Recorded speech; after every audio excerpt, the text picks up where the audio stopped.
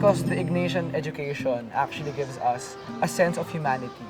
I am Delfin Stephen de Dios Villafuerte.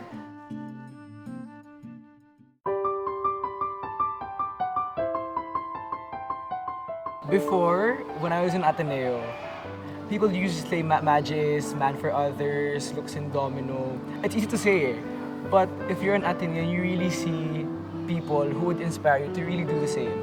To not just say it, but actually do it.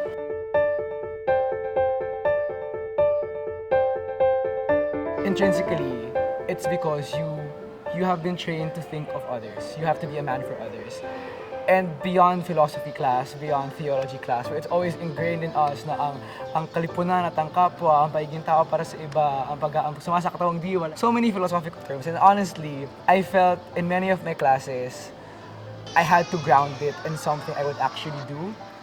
And doing Teach for the Philippines was actually the answer.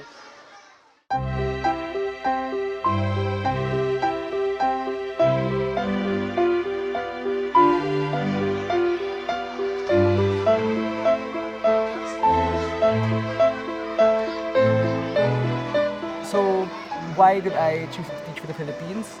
I felt like I wanted to do it. I thought, I think, so I'm good at it. And third, I think it's what my country also needs.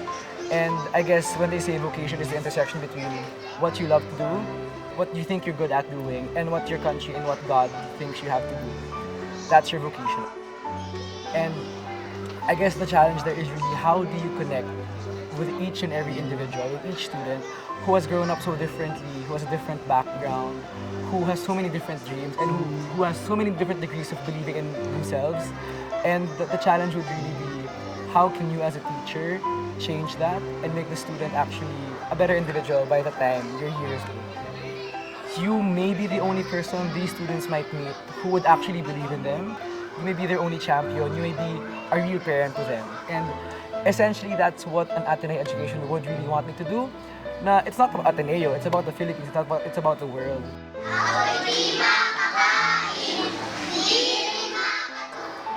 Take all that you can from an Ateneo education because it will humanize you, it will ground you in so many things you did not even know.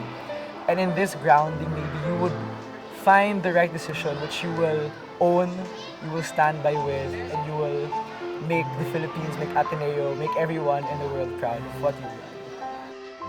Wherever you choose to go, angkinin ang desisyon, magtaya, pag pumili ka, manindigan sa pinili mo, huwag matakot.